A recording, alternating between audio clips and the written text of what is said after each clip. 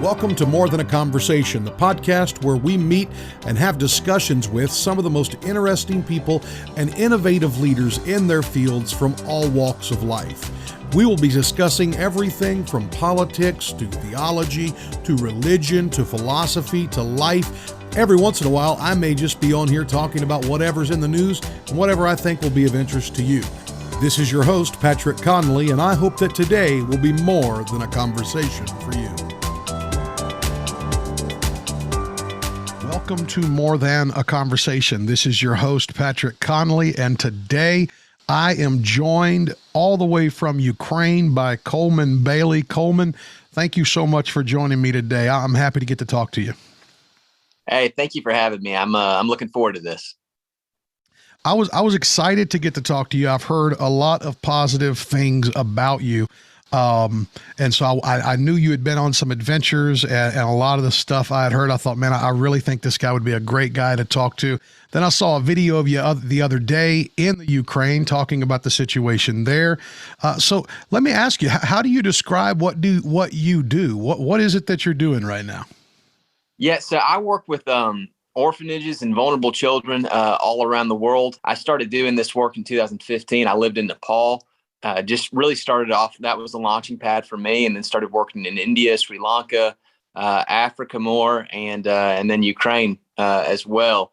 Man, it's been wild over here for sure. Like you were just saying, I'm sure people have seen in the news everything right now. I mean, it's from what I hear in America, it's on the forefront of the news, this Russia-Ukraine conflict. And so there are some people that I've been me and the ministry have been partnering with for years, and they live, work, and are from right on the border of Russia and Ukraine. So I was visiting them and coordinating with them on some ministry efforts over here.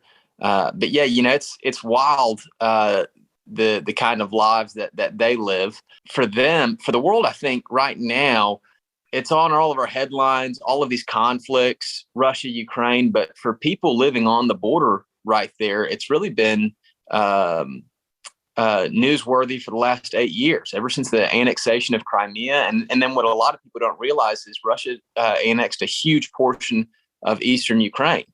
And so these people have been living these kind of lives for the last 8 years. And so I'm real grateful for the people that we've got right there and the efforts that we've been able to do. We're working with a lot of different children in that community. And yeah, real grateful for that. So. Now, you mentioned that this has been going on for 8 years, and of course, the American attention span is not that long for world news. In fact, we've got about a 24-hour news cycle, and that's not an exaggeration, but it does seem like this story is staying there. What's the feeling on the ground there in the Ukraine right now? What are people, what are they thinking? What are they feeling? What do they think is going to happen? Yeah. So it's really different. I've been all over Ukraine over the last 2 weeks, from Western to Eastern Ukraine. I was just in Eastern Ukraine 2 days ago, and right now I'm in Western Ukraine. In Western Ukraine, you have the Ukrainian people here. The way they talk about it is war could happen any single day. And you have some very patriotic people in the West. In the East, you also have some very patriotic people. But these people, like I said, have been living under literal gunfire for the last 8 years. I mean, I was just this past summer, I was over there and was woken up in the middle of the night with mortars going off. And so, for people in the East, people living right on the border with Russia, it's almost like they've been living this for 8 years. And so Russia's saying they're going to invade. They've been hearing that for 8 years. And it doesn't mean that they're like desensitized to it, or in disbelief of it. They're very much in belief, and they're very alert in the East.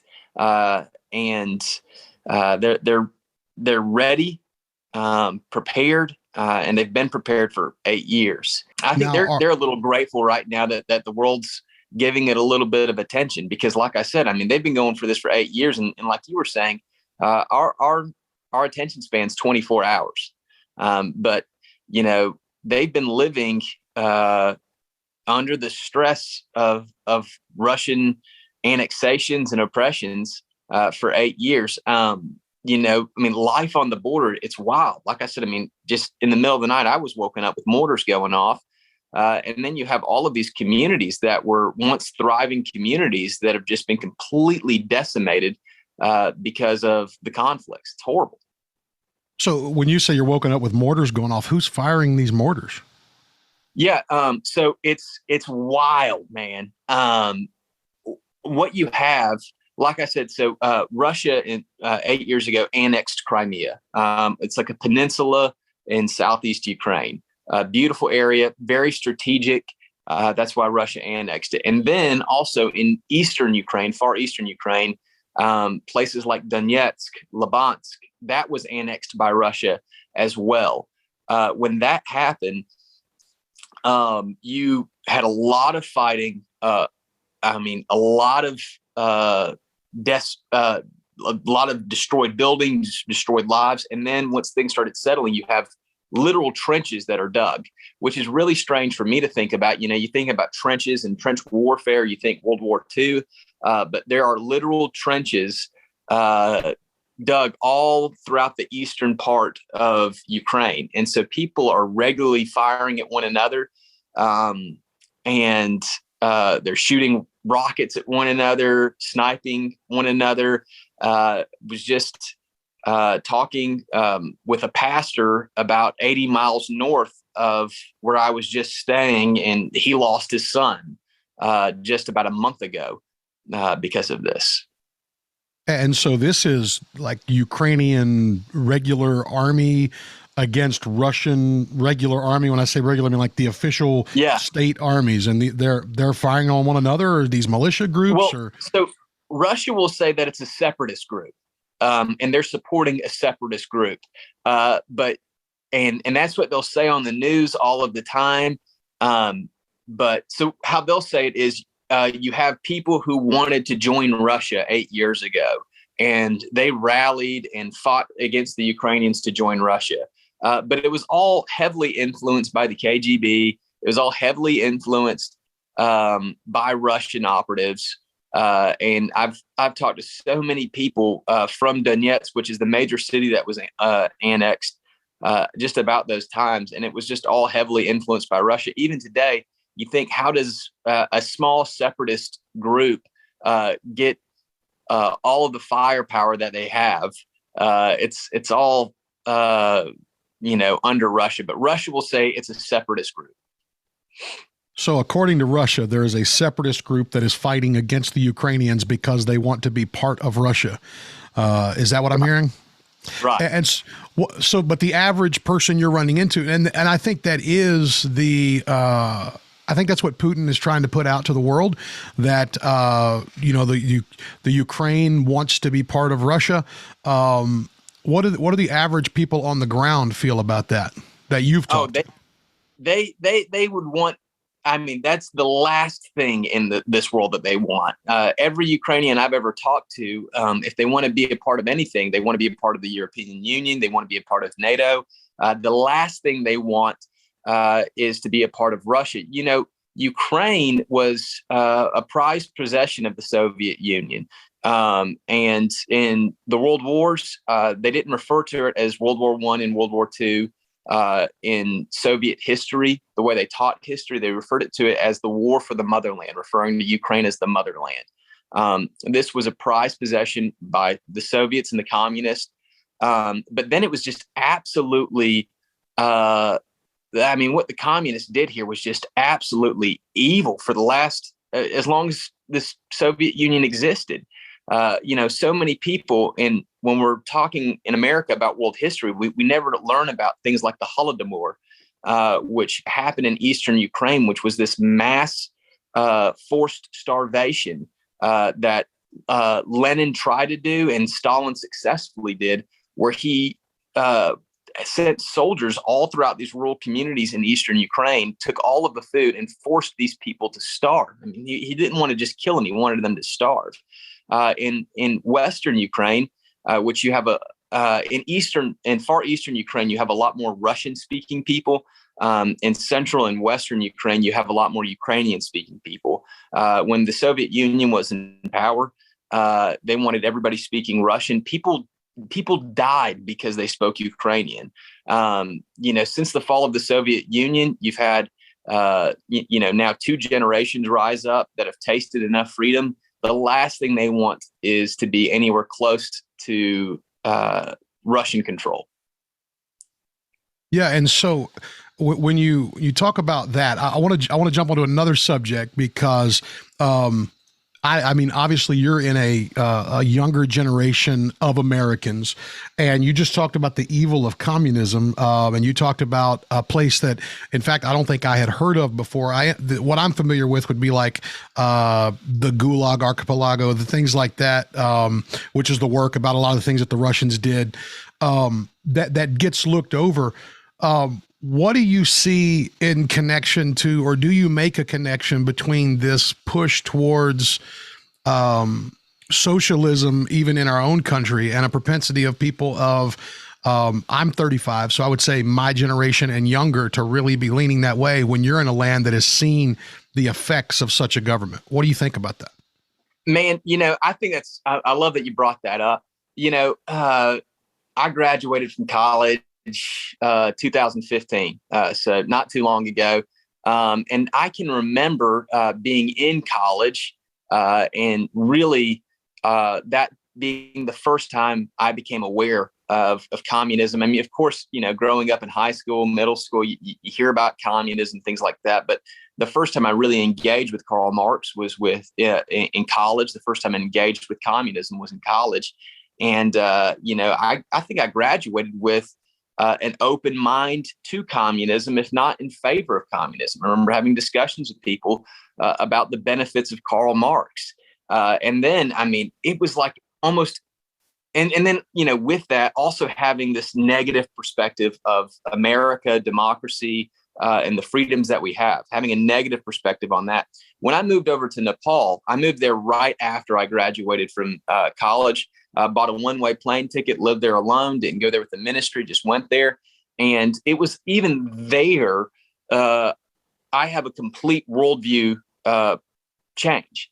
And then just the more and more I've traveled around the world, the more and more you grow to appreciate the freedoms that we have in America, the values of democracy. And I think conversations around individualism are almost spoken of through such a negative light in the States. Individualism is almost a bad thing, but it's a beautiful thing. Individualism is an amazing thing. And the freedom to be able to choose your own path and walk that path and to speak your own words and to operate with your own mind, it's a beautiful thing. And so then going back to communism and socialism, since in working in Ukraine, I mean, you just see the true evils of communism, the true evils of communism of the last 100 years. I mean, that's something that we don't talk about enough. 100 years of communism, 100 million people have been killed.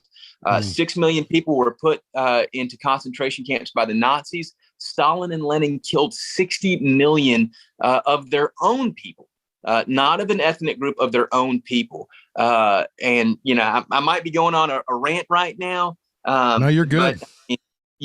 But, communism just has this massive devaluation of human life. And I think right now, what you're seeing with this Russian aggression is just this overflow of a communist mindset. It's the valuation of human assets, of land assets and of financial assets over valuing people. You think, how can one sovereign nation just attack another sovereign nation right in 2022 for the sake of land? It just does not seem like something that should be happening in our modern world. But in my opinion, it's just a fruit of a communist root, one that should have been extinguished a long time ago.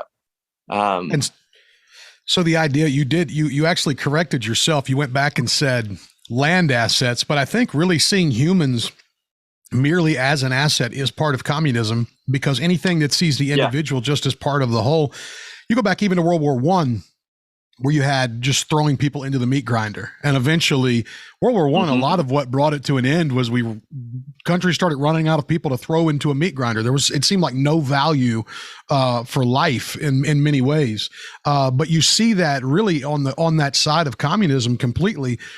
Something else you mentioned when you talked about individualism, you mentioned individualism being a good thing. And it is a uniquely, well, maybe not uniquely, but it is a paramount value to Americanism in a lot of ways, or it was. It's a lot of what helped America expand and spread the way it did. It allowed us to develop a continent. And that doesn't mean that everything that happened throughout the history of America was perfectly good and every other nation's bad. No one's saying that. But individualism was what let people think, I can go and make a way for myself. Individualism, something, in fact, just last night I was reading about when Teddy Roosevelt moved out to the West. One of the things that stood out to him there was everyone there, regardless of class, regardless of background, was judged based upon their individual merits, whether or not they worked, whether or not they would put in the hard work, whether they were a moral person. And it seems like we've gotten away from that for this idea of group identity. Where do you think, what do you see individualism from the aspect as a person who's seen the effects of putting people in groups, and then when you come back to the States, you see that we have people who are fighting and doing all they can to group us, not as individuals, but according to group and whatever intersections we may have of this or that. What do you think about that? What are the dangers of getting away from individualism? Yeah, man, I hate that we're moving towards that in the States, and that's been just a growing more and more common thing. With communism, I think we get taught about it a little bit wrong growing up. We're taught about it as communism versus capitalism. It's two different economic systems. And I don't think that's what communism is. Of course, there's different economic systems at play, but communism is just this group in contrast to this American individualism that and out as an overflow of that individualism, you have things like freedom of speech, freedom of press, freedom of thought, and then as another fruit of that, I think you have a greater value for the individual human life.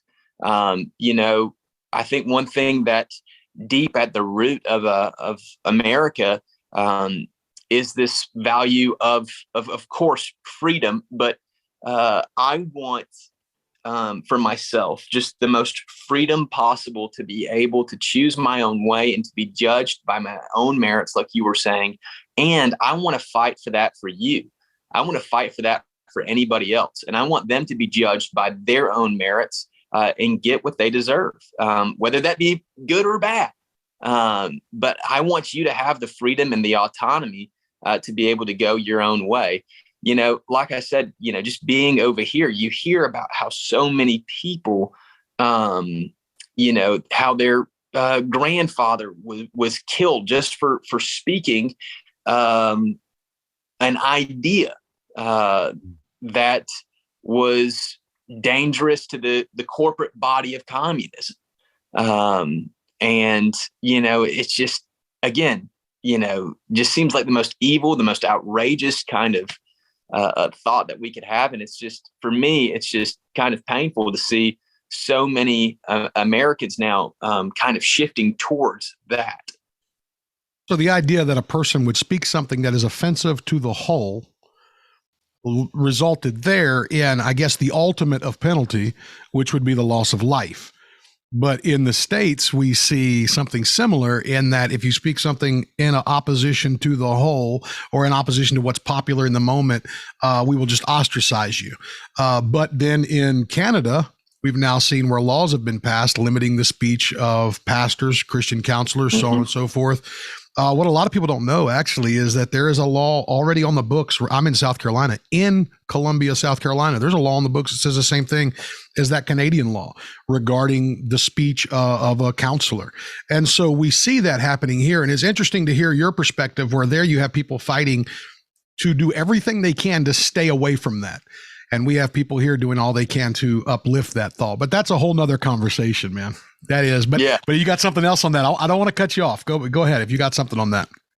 No. I mean, I was just going to agree with what you're saying. Again,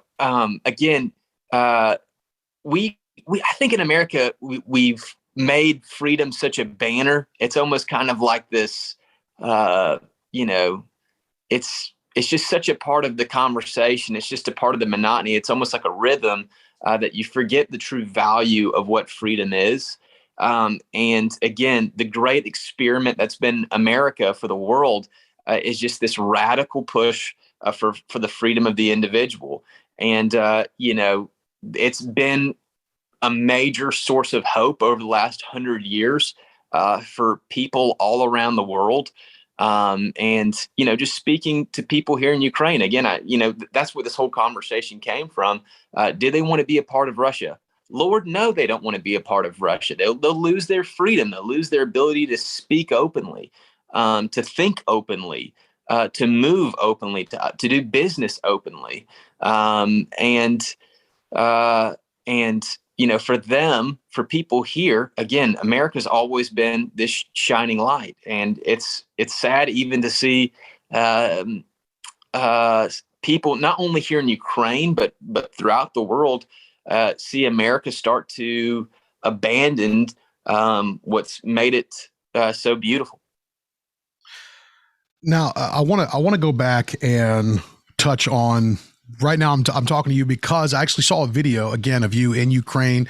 You had a man there, and you guys were talking about being in that border region, that sort of thing. And then, of course, I did see your Sunday morning ritual challenge there that you guys had going on, the jumping through the broken ice. That's a Sunday morning tradition I don't want any parts of. But I want to go back and ask. So before you became, I was actually asking another pastor today. I was getting ready. I was talking to him right before I got on the phone with you. And I was like, Coleman Bailey, tell me about Coleman Bailey. And I was like, I'm about to do a podcast with him. And he's like, that guy will go anywhere, and he'll go anywhere.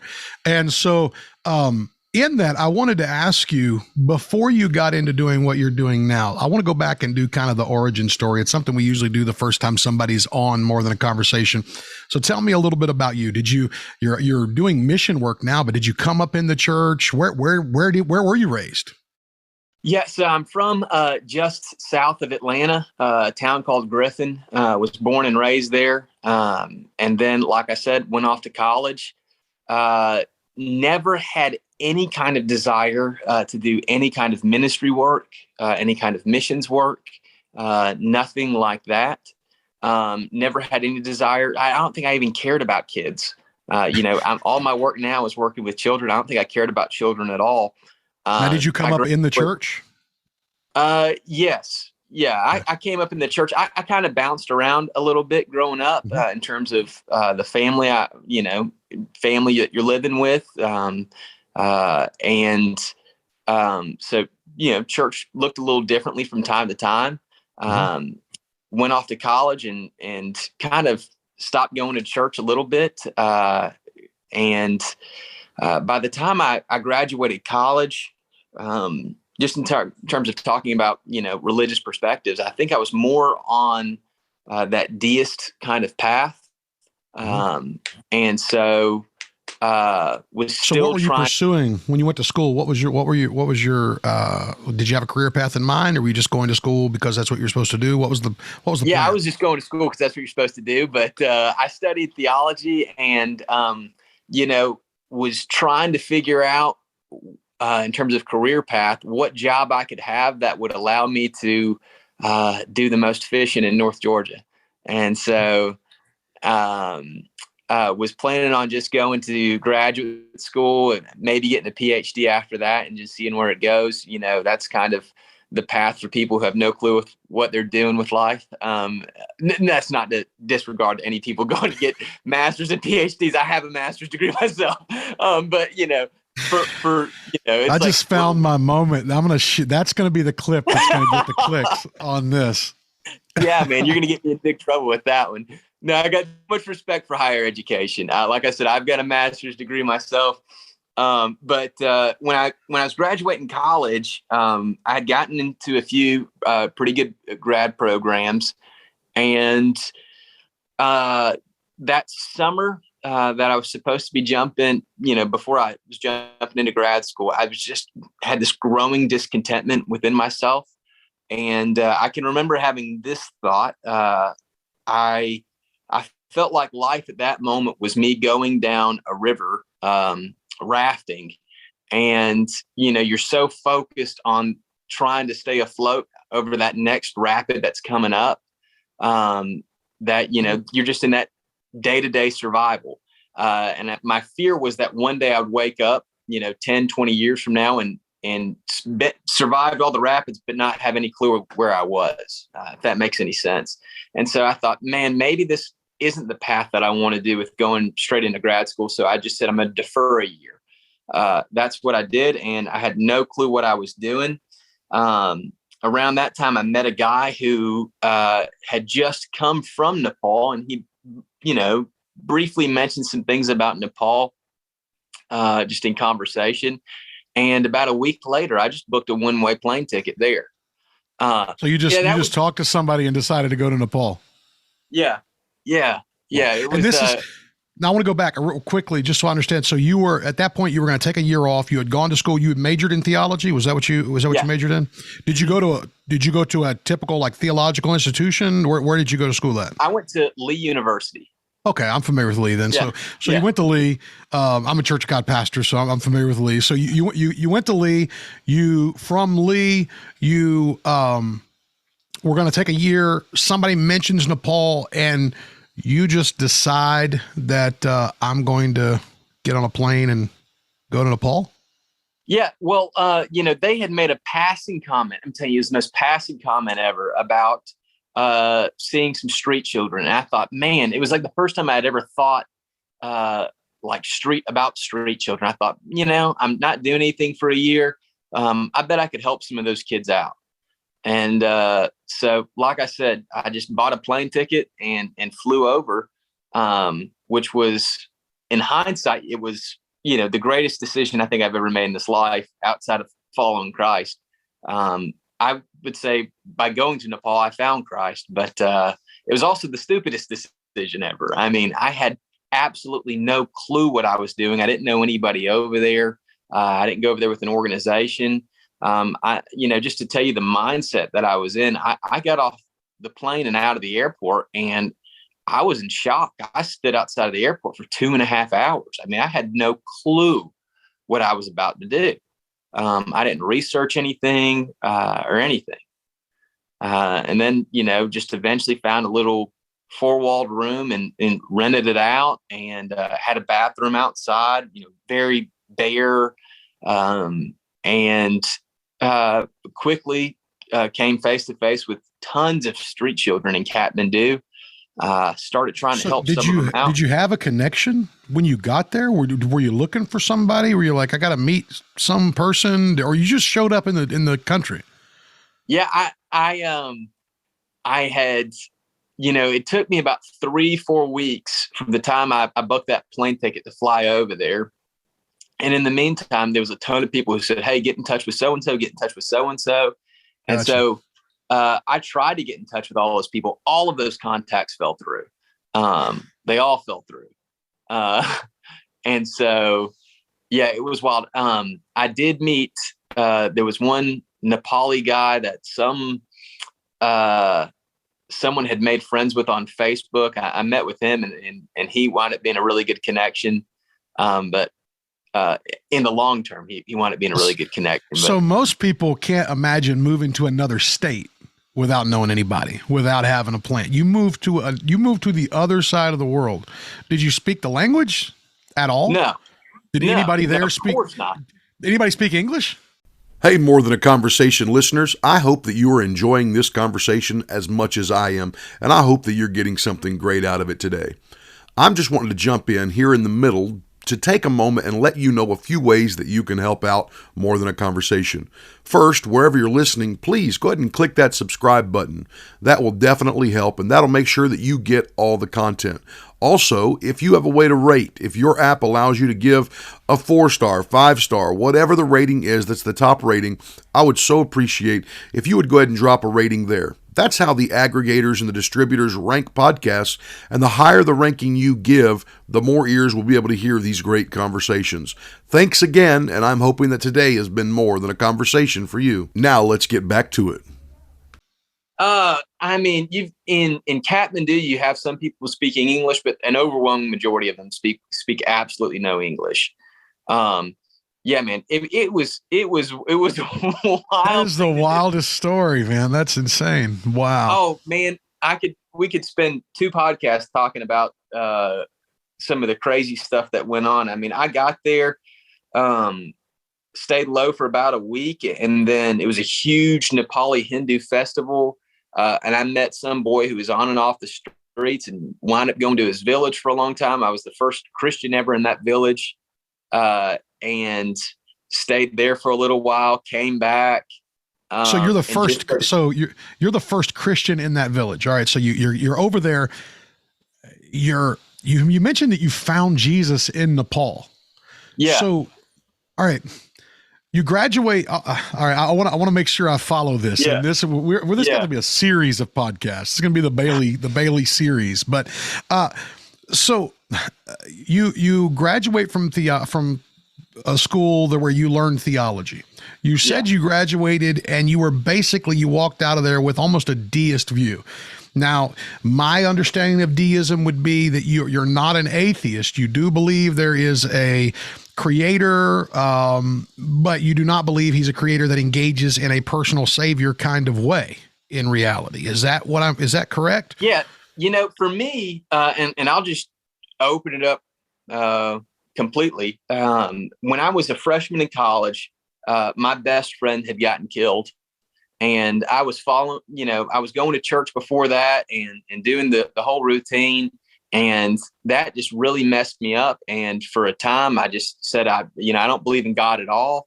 I was really angry, really frustrated. And then I just slowly started to try to figure out my faith after that. And I think that's really why I started studying theology. It was just had so many questions. And so when I was at Lee University, it was a place where I was really rebuilding my faith. I think a lot of people, they go to college and they lose their faith. For me, I went there and although I graduated something closer to like a deist, I wouldn't say I was a complete deist, but I was closer to a deist. I didn't believe God interacted with the world at all by the time I graduated. But that was progress for me in that state. But yeah, when I graduated from college, I didn't believe God interacted with this world. And when I went over to Nepal, just to tell you my perspective, I remember having this thought because I went over there. I thought, man, I could help some street children out. I can remember specifically saying, I don't want any of them to know about Jesus. I don't want any of them to follow Christ. And because for me, I thought that would be 2 things. One, it would be me imposing my culture on them. And 2, it would be an inferior kind of love. I would be loving them as a means to an end, and true love would love without conditions. That was my mindset. And so I can remember saying, I don't want to share. I don't want to talk about Jesus. I don't want to do any of that with these kids. Because you wouldn't want to just be going and sharing, basically it's philosophical imperialism, right? I'm going to go and force my way of thinking on them. That's kind of your thought process, if I'm hearing you correctly. Is that right? It's that. And then on the other side, I thought it would be a disingenuous kind of love. Gotcha. I'd be loving you for the sake of something else. I would be helping you so that I could get this in return. And I thought that wasn't a legitimate kind of love. And what you were trying to gain in return would have been their belief in Christ.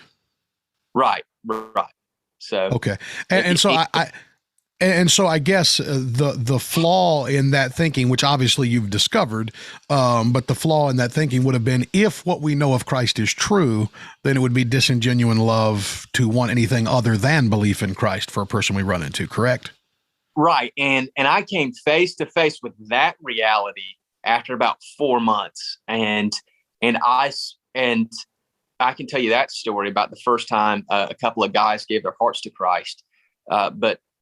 So what were you doing? I do want to know, what were you doing when you decided, you're like a missionary on a mission to not do the mission. And so it's a strange thing. So you were like going there. I mean, just to equate it, it was just like you were there just to help on a humanitarian basis, but not a religious basis. And so you show up, you're going to do this, then you start running into people. You're the first Christian in the village, but you're not really a Christian per se. Yeah. So help me out with that transition. You came face to face with Jesus in Nepal. Not a lot of people saying that. Yeah. What happened was this: I was trying to help these kids out every single day. Every single day I'd wake up and I would go out and I would try to help as many street children as I can. I kid you not, for a solid 3, probably 4 months, I failed at every single thing I touched. And I wouldn't just fail a little bit. I failed in like a humiliating way. I had no clue how to help people. I had never done any kind of nonprofit work, any kind of humanitarian work, any kind of ministry work. I had no clue how to help people. And so I was going out, I was trying to help people out, both in terms of trying to start organizations and then just trying to help out people on a one-to-one basis. And I failed. I mean, and just so what did failure look like? What did that look like for you? Well, we'll talk about it in 2 ways. One, just on an individual level, I would go up to street children and just start trying to talk to them. Again, I don't speak their language, and I would start trying to help them out. Street children around the world, in almost every part of the world that I've ever been to, street children are usually heavily addicted to drugs. Many of them have sold themselves for sex to get an income, and they've lived that kind of life for years. It's a very difficult child to work with. In all of the orphan ministry I've done around the world, the most difficult child to work with is a street child. And so I was going out and I was trying to help these children who had been just experienced the worst kind of trauma. And so when you say street child, like, that's not something, and the phrase, it answers its own question, but I want to dial in on it because I think that's important. When you say street child, we don't see, I'll put it that way, we don't see homeless children in America. They exist, but we don't see them. We certainly don't see children who literally live on the street. We see homeless adults who live on the street or bouncing from shelter to shelter, but we don't see that in children. So when you say street child, that it almost doesn't make sense to the American mind. And to most people who are listening to this, they think they know, but they don't know. Because, and I'm not saying that I do know. I don't know. So help me understand. You're talking about kids who literally have no family, no structure, no. What does that mean? You define it for me. I don't want to ask you, and you define it for me. So, and you don't want to define it with too many overarching things, because even in one thing I found out in Kathmandu, Nepal, was there's so many different groups of street children, so many different ways they operated, and so many different kinds of communities. But over in so many different parts of the world, there's not these systems to care for neglected children. And so some of the children living on the streets, they were fully orphaned. Some of them had parents, but they were drug addicts and alcoholics. Some of them had parents that were abusive, and for whatever reason, they wound up on, most of them wound up on the streets at a young age, 4 or 5 years old. And then some other street child who was once abandoned at 4 and 5 years old, who is now 9, 10, 14 years old, they take in that street child and they form themselves into these little communities.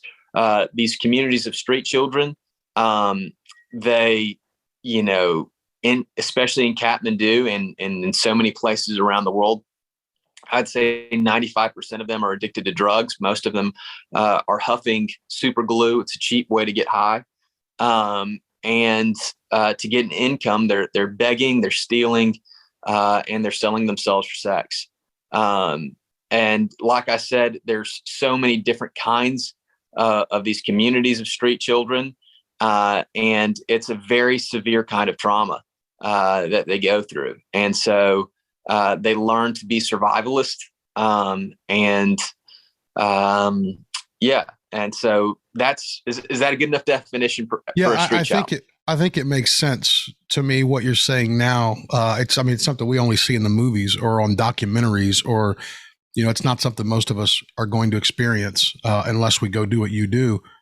So I'm imagining that's going to create some pretty serious barriers, because how do they trust, like these kids? They have to think, well, you were telling a failure story a moment ago, and I started asking that question. I'm assuming they're going to think, okay, here's this American guy who's talking to me. He's some kind of pervert, or he's some kind of person who's out to take something from me, is what I would imagine would happen. But so you tell us what happened. No, that's hitting the nail on the head.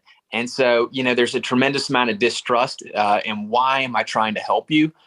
Because, most experiences that they've had with internationals, has been an international being some kind of pervert. And then on the other side of it, it's what can I get from this American? And so with that said, like I said, every interaction I had with the street child, I just saw the fruits of that distrust. On the other side, on kind of the more organizational side, I was thinking to myself, okay, how can I help out these street children? What can I do? And I kept thinking, I'll start a feeding program, and I'll just try to feed as many street children as I can, which, sounds great to the American ear, sounded great to me. And I kept trying to start this feeding program.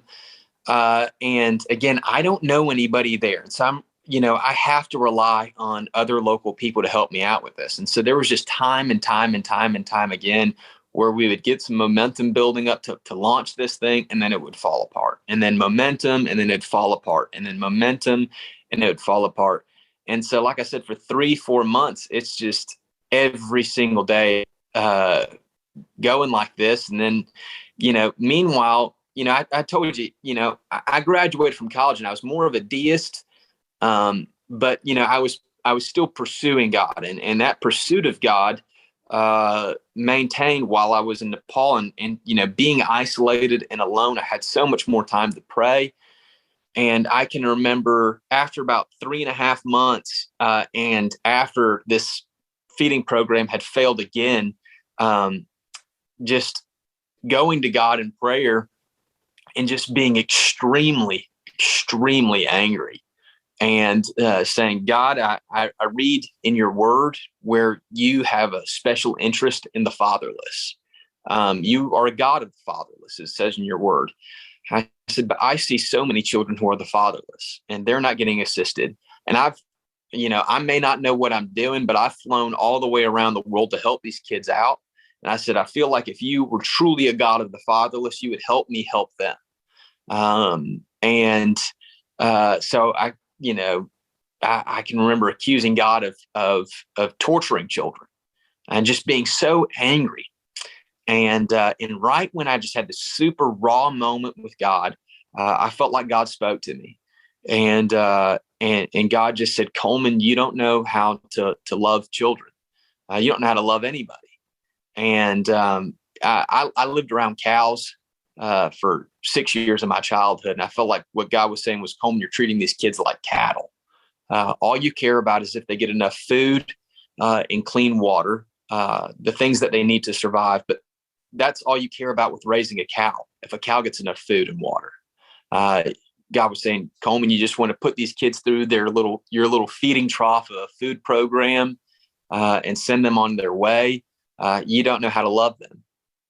And I can remember just being absolutely crushed in that moment and saying, God, you're completely right. I don't know how to love. I don't know anything about it. And I remember I was reading through the book of John, the Gospel of John, and just saying, I read through John and I can just see where your love is completely different than anything else in this world.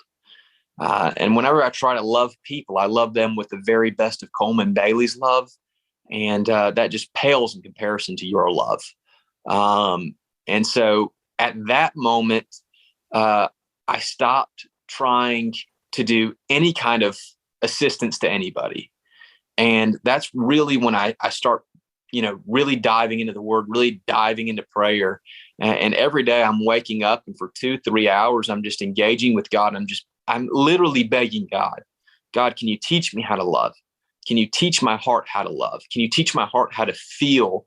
I want to see what you see. I want to feel what you feel. I want to love like you.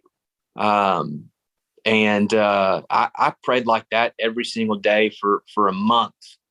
And I don't want to get too far ahead in the story. I don't know if you have any questions, but I felt like God did completely change everything in who Coleman Bailey was.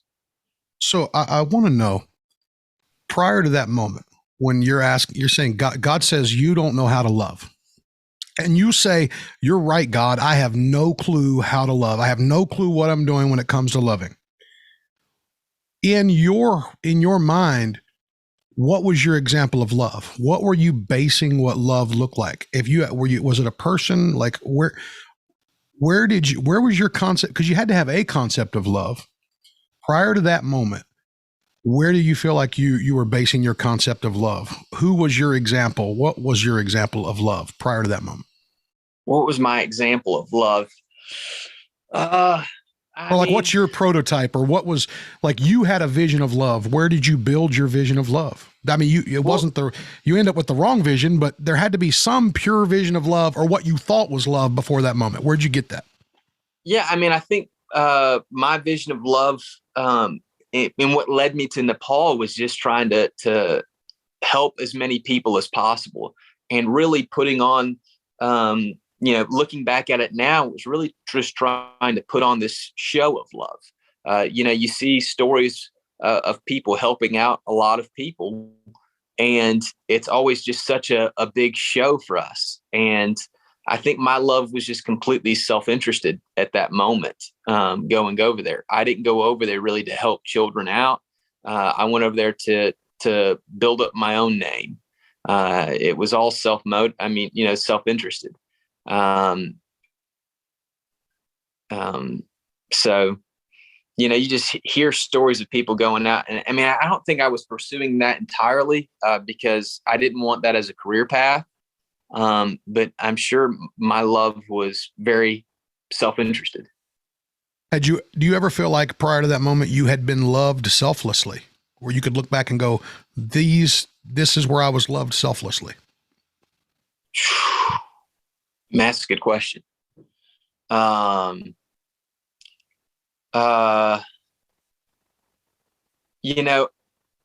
think, just growing up, I think I viewed the world through vested interests. And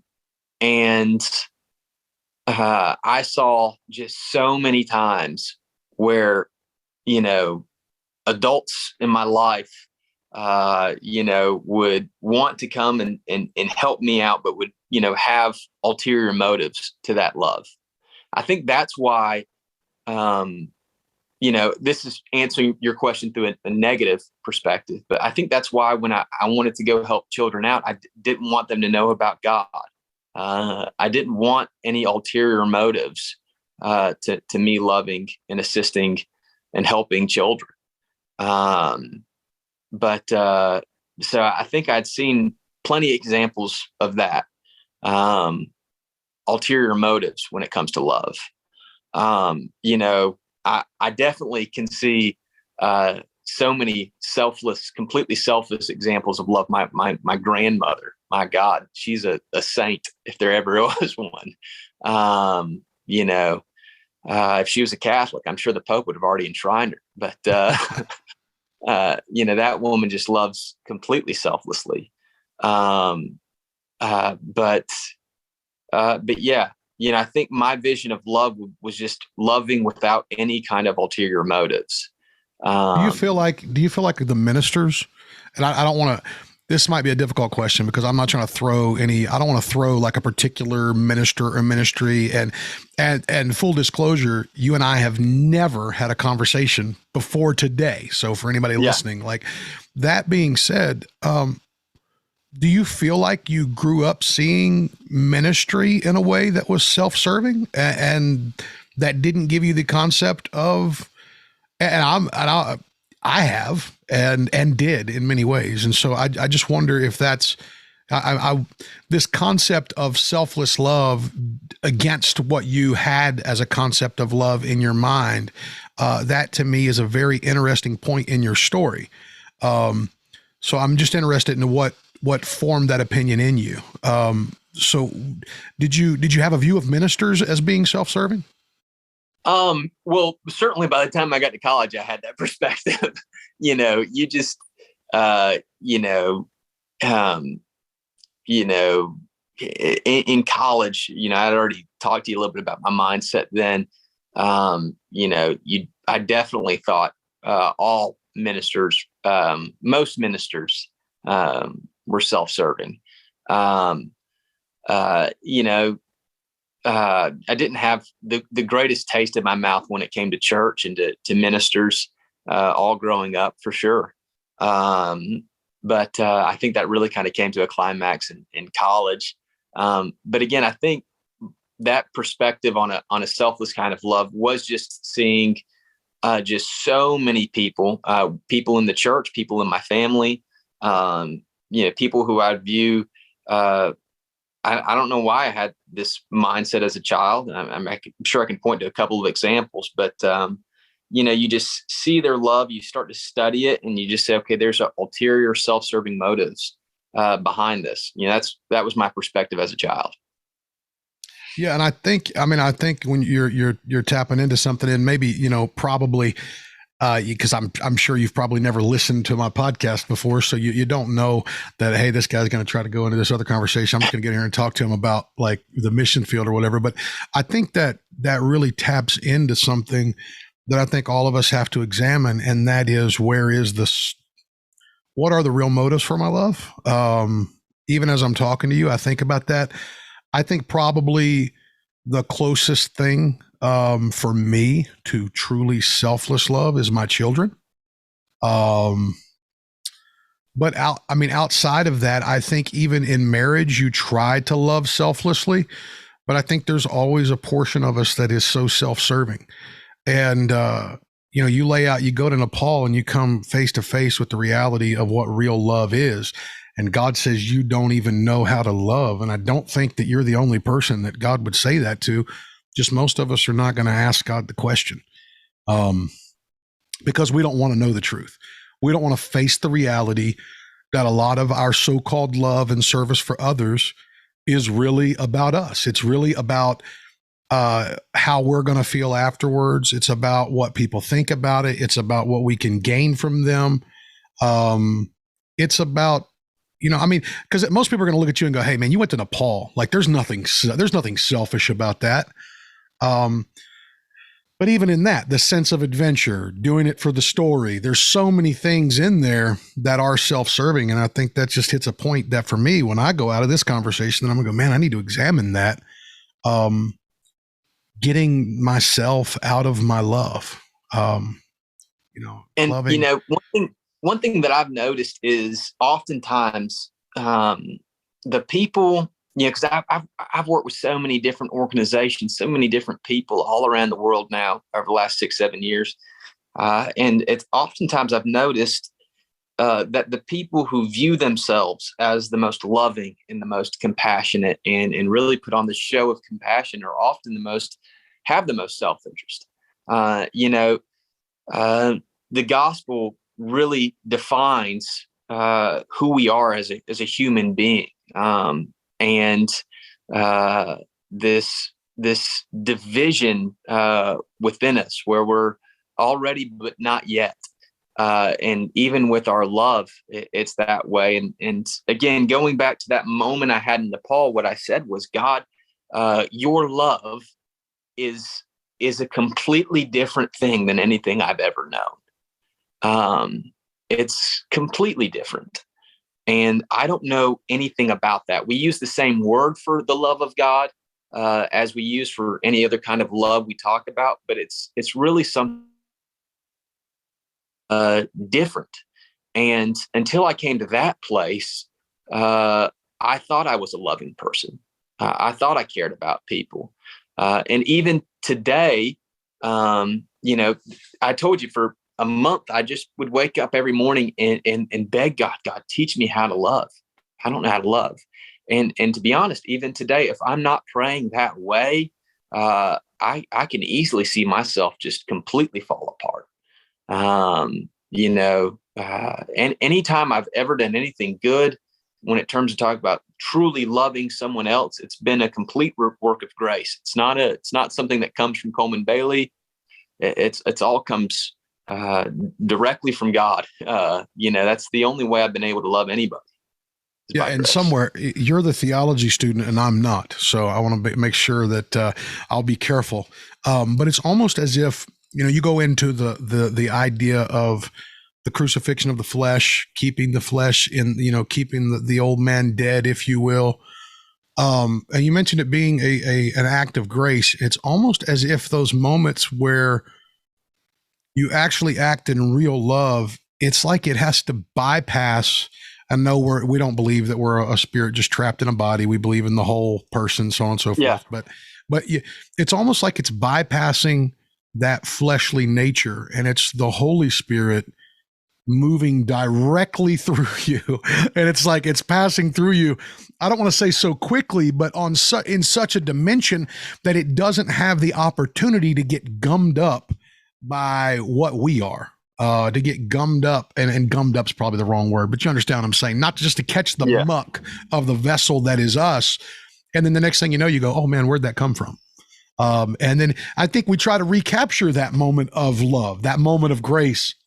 And then suddenly our motives are wrong because we're trying to recapture it for something other than just that act. And so I think you're touching on something there that it's just, we have to stay surrendered and not even necessarily be, I don't know, man. I feel like we spend so much time talking about looking for an opportunity to love. And like right now, our church is doing a thing where we're looking for ways to do random acts of kindness and that sort. And that's great and grand and wonderful, but it's almost like not looking for opportunities, but maintaining submission to his opportunities, if that makes sense. And I don't know, I'm kind of out there. No, but it makes complete sense. I mean, I think love, from what you said, I mean, it's exactly that. True love is just birthed out of surrender. And like I said, I mean, that the love that we see in Scripture, the love that's mentioned in 1, 2, 3 John, the love that's mentioned throughout any Johannine epistle, the Gospel of John, the love that we see throughout Scripture. I mean, the way it's talked about, it is something that is otherworldly. It is something that is of God. And we are born into sin. And whenever we try to love other people, we're going to do it in a self-interested way. I mean, and that's, even Philippians 2 really digs into that. We are constantly trying to do things for ourselves. And even when I try to love other people, I may not even be cognitively aware of it, but oftentimes I'm doing it for myself. And so, like you said, we can catch these moments where just true God love, it is a miracle. It is everything that a miracle is. And it is a complete surrender. And whenever you get blessed to be a part of it, I mean, it does feel like something where, whenever you're thinking back to it, you're like, man, God just worked through me. I'm a crappy, gummed up vessel, like you said, and God was able to do something through me. And I can remember, like I said, after about a month, I felt like God completely rewired Coleman Bailey, rewired me. And there were these moments where I'd just go out and, man, it was like God would work through me. And I was just shocked by that. And, really, before I went to Nepal, I'd say it's like this. I had these foundational beliefs. I was trying to build my faith, and I had built up this faith. I went, after my buddy had died, I said, I don't believe in God. Well, I had come to this belief. Okay, I believe that God created the world. I believe that God created me. And then when I was in Nepal, in that month of me praying, I had this moment, and we could talk about that moment. But I had gotten just insanely sick. I couldn't move for like 2 days. And it was the best 2 days of my life. It was the first time I ever became aware that God loved me. I had never been so aware that the God who created me also loved me. And it messed me up for 2 days. I laid on a bed completely sick, couldn't move, but I was just completely aware that God loved me. I built that foundation. That changed my life. But then, a few weeks after that, and I can tell you the exact moments for all these things happened in vivid detail, but God used me. And that was something that was just even more mind-blowing than the first two things. That God could create me was mind-blowing.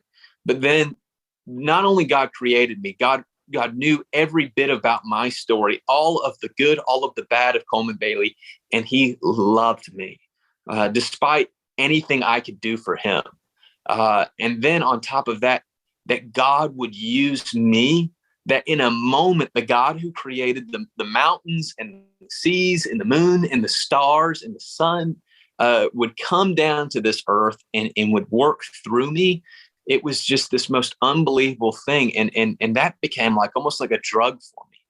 It was, God, please use me. Please use me. And that's really where all of the last 7 years has come from. And that concept of becoming so wrapped up in being used by God reminds me of Paul's writing, "The love of Christ constrains me." Oh, yeah. Yeah, absolutely. Well, Coleman, man, I appreciate you coming on today and spending some time with me. We've got a lot of stuff we could talk about. We're going to have to do this again. If you'll come back, we're going to have to talk again, man. This has it's been great talking with you. It's been great conversing with you. Now you're in the Ukraine right now, and you're getting ready to head out to where? DR Congo. And so what will you be doing there? Oh man, DR Congo, I'm fired up about. We got so much cool work going on there. In Eastern DR Congo, a lot of people aren't aware of this, but over the last 25 years, there's been a major war there. 6 million people have died, which is just crazy numbers to think about. But 2 years ago, the Lord opened up a way for me to be able to work with some local people, and we launched an orphanage there. That's a crazy story. It's got 1,000 crazy stories in it. But since we've launched that ministry, we've been able to rescue 71 children. Every single one of them were on the brink of survival when we rescued them. All of them had to go to the hospital for 1 to 4 weeks to get nursed back to health before they could come into the orphanage. We've got 71 there, and we're looking at expanding that in the next couple months, getting that project up to 100 children, launching an infant wing to be able to take care of infants below the age of 18 months. And then also, that's in a city called Goma. In another city called Bunia, it's an area that's completely surrounded by war. You can't drive there. There's no road access to it because it's surrounded by war. We bought land there this past summer. It's got these two huge refugee camps in it. One's 12,000, the other one's 14,000 people. We bought land this past summer, and we are about 50% complete building an orphanage there that will likewise be able to hold 100 children. Man, that sounds like you guys are doing some awesome work, man. Let me ask you this. What is the best way for people that have heard this episode and want to follow you, want to support what you have going on? Where can they find more info and keep up with what you have going on, as well as where can they contribute? Yeah, so you can read everything through Serving Orphans Worldwide. You can Google Serving Orphans Worldwide, or you can go to soworldwide.org. And you can follow me on social media. My I post most on Instagram, Coleman.Bailey, to keep up with it. I'm posting pretty regularly on that to keep people up to date with what's going on over here. Awesome, man. And again, thank you for coming on while you're there in the Ukraine. I appreciate the update on what's happening there. And I feel like we had a good conversation, but I feel like I still have a lot of things, man, I think we could talk about. So we'll have to get together and do this again at some point in your journeys where you come across some good Wi-Fi signal. We'll get together and talk again. Thank you so much for joining me today, Coleman. Hey, thank you so much for having me, man. I'm looking forward to round 2. And for everyone else, I hope that today has been more than a conversation for you. Thanks again for being part of More Than a Conversation today. If you'd like more content like this, check out my blog at www.pastorconley.com. That's PastorConley.com. Again, that's PastorConley.com. I'd also love to see you join us in worship at Garden Sanctuary. If you're ever in Rock Hill, South Carolina, or the greater Charlotte area, we'd love to have you stop by and worship with us. Check us out at www.gardensanctuary.org. That's gardensanctuary.org. Until next time, I hope this has been more than a conversation.